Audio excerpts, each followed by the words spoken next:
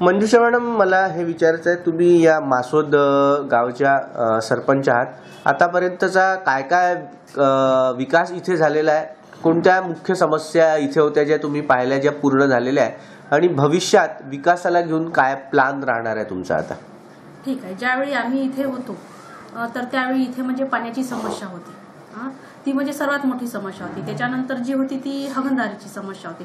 गावामध्ये शौचालय नव्हते आणि ते शौचालय नव्हते, त्यासाठी आम्ही शौचालय बांधण्यासाठी लोकांना प्रोत्साहित केले. जो काही शासनाचा निधी येईल तो त्यांच्यापर्यंत कसा पोहोचेल आणि कसा जाईल याच्यासाठी आम्ही पाठपुरावा केला आणि आता सुद्धा तो पाठपुरावा सुरूच आहे. आणि आमच्या गावामध्ये पाईपलाईन जी होती ती सहसा 20 ते 25 वर्षाच्या आधीची होती आणि त्यामुळे लोकांना पाणी मिळत नव्हतं. आता ते लोकांना पाणी मिळावं यासाठी ती पाईपलाईन होती, ती पूर्णतः आम्ही प्रस्ताव टाकले. त्याच्यासाठी एक प्रस्ताव तो मंजूर झाला आणि त्याचं काम सुद्धा झालं.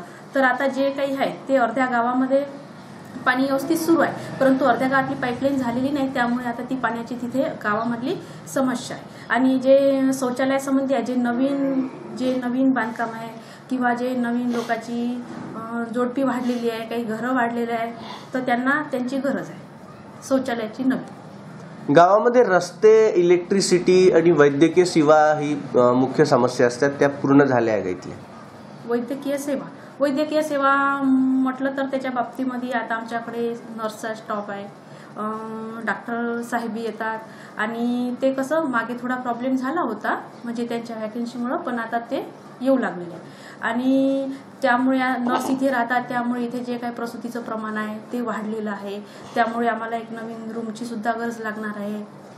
तर त्यासाठी ती आम्ही 14 युक्त आयोगातून त्यांची पूर्तता करायची, म्हणजे बांधायचीच आहे ते आम्हाला.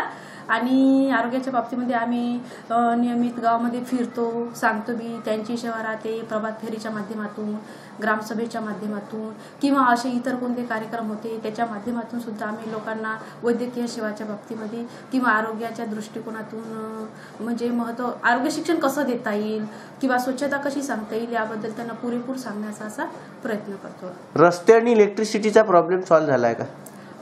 इलेक्ट्रिसिटीचा तशी आमची मंजुरी मागे आम्ही 40 पोलसाठी टाकली होती, पण 10 पोल आता ते मंजूर झाले आहे, ते आता सध्या लागलेले आहे. सध्या एका लाईनमध्ये जी नवीन वस्ती होती तिथे आधी इलेक्ट्रिसिटीचा प्रॉब्लेम होता, पण आम्ही आमच्या ग्रामपंचायतने ठराव घेऊन पूर्ण तिथे जे सोलर लाईट आहे तिथे ते सोलर लाईट लावले. आता तिथे ते सध्या सुरू आहे आणि जी नवीन आहे ती सुद्धा आता होईल.